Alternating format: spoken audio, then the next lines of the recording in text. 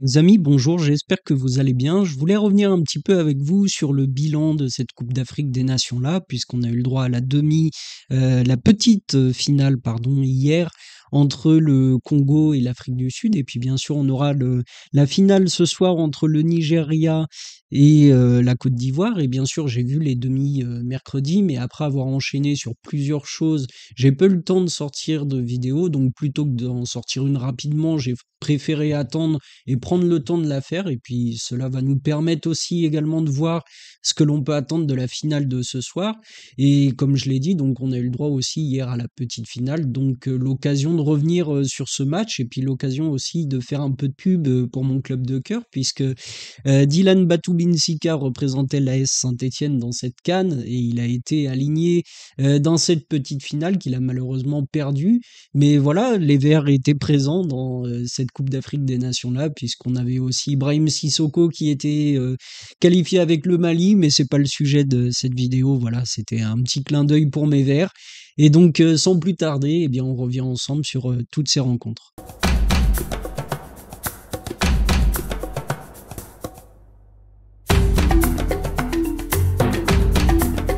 Comme je l'ai dit, donc l'Afrique du Sud et le Congo s'affrontaient dans la petite finale suite à leurs défaites respectives face au Nigeria et à la Côte d'Ivoire. L'occasion de voir un dernier match de ces deux belles équipes qui m'ont surprise par leur niveau de jeu tout au long de cette CAN, car c'était pas vraiment les favoris au dernier carré, mais comme on le dit souvent, c'est ça aussi la magie du football, hein, c'est de pouvoir assister à ce genre de situation et à ce genre de surprise un petit peu aussi. Et mine de rien, l'Afrique du Sud était à deux doigts de sortir le Nigeria en demi, puisqu'ils perdent au penalty, et le Congo ne perd qu'1-0 face à la Côte d'Ivoire dans un match assez équilibré.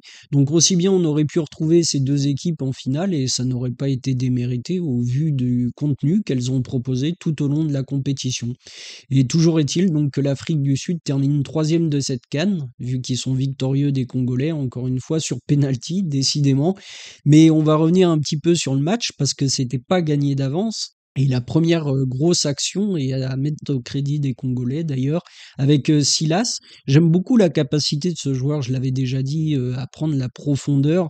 Malheureusement, il va buter sur le gardien en tergiversant un peu trop, mais il doit frapper à ce moment-là. Il hésite parce qu'il y a aussi une très bonne sortie de Williams qui fait une canne monstrueuse vraiment. Mais Silas, selon moi, doit tirer à ce moment-là et c'est aussi facile à dire, bien évidemment.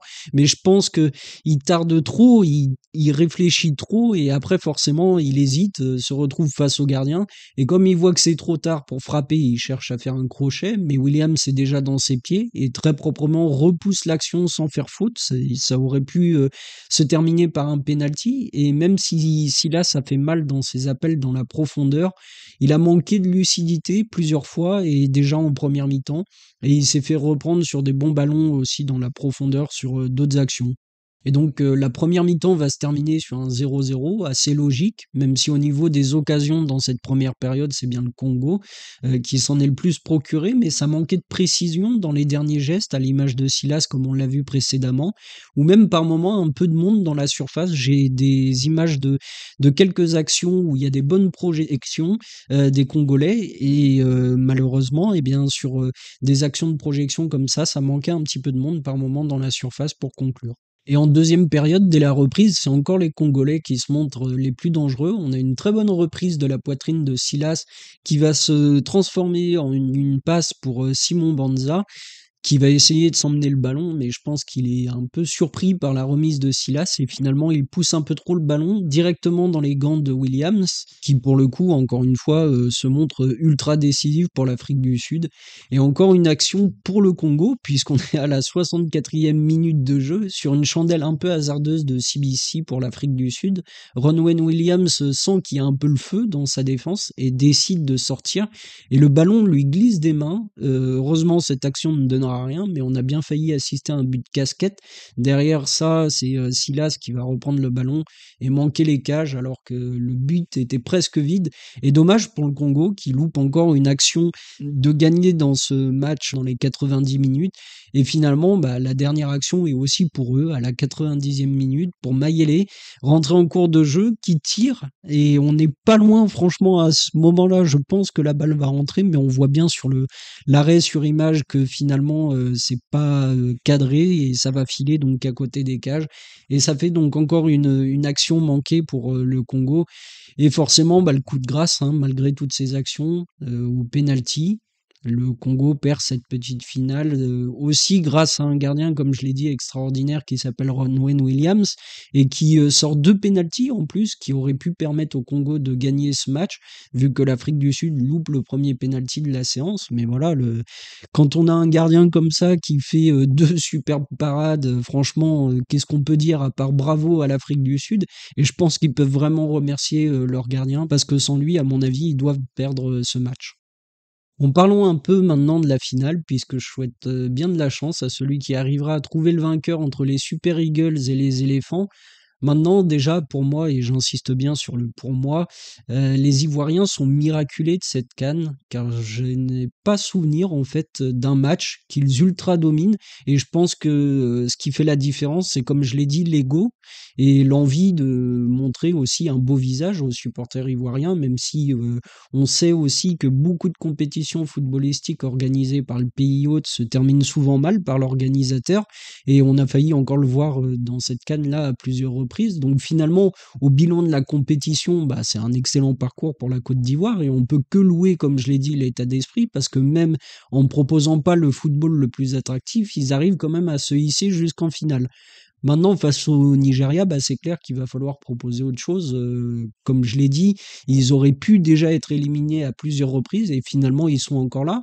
Donc est-ce que ça ressemble pas aussi un peu à un match piège pour les Super Eagles qui pour le coup m'ont fait une grosse impression en élevant leur niveau de jeu, comme je l'ai dit déjà à plusieurs reprises dans les phases à élimination directe. Donc difficile de prévoir à l'avance ce que ce match va nous apporter. J'espère qu'il sera pas trop fermé parce que je pense que le Nigeria a quand même peut-être un peu peur de cette équipe de la Côte d'Ivoire parce que c'est vrai que moi quand je vois leur réussite j'aurais aussi un peu peur dans ce match de voir une victoire ivoirienne, mais bon, ça va être très intéressant de suivre ce match et j'espère qu'on aura le droit à du beau football. Les amis, merci d'avoir suivi cette vidéo. J'ai très hâte de vous retrouver à la fin du coup de sifflet final de cette finale pour débriefer le dernier match de cette Coupe d'Afrique des Nations-là, qui vraiment aura eu son lot déjà de rebondissements et j'espère qu'on aura le droit à une belle finale, comme je l'ai dit, pour conclure cette Coupe d'Afrique des Nations. En attendant, merci pour tous ces matchs-là. Merci aussi aux équipes qui se sont hissées malgré tout, comme je l'ai dit, dans les derniers carrés, parce que ça nous fait toujours du spectacle, même si c'était pas les équipes les plus attendues. Et mine de rien, on a eu déjà le droit à une belle petite finale avec du jeu, même si elle se termine un peu cruellement, je trouve, parce que les Congolais méritaient de remporter ce match. Mais bon, voilà, c'est aussi ça le football, c'est difficile par moments. Et on le voit encore donc dans ces rencontres-là. N'hésitez pas bien évidemment à vous abonner et à lâcher un petit pouce bleu et puis on se retrouve très vite pour la suite de nos aventures. À bientôt.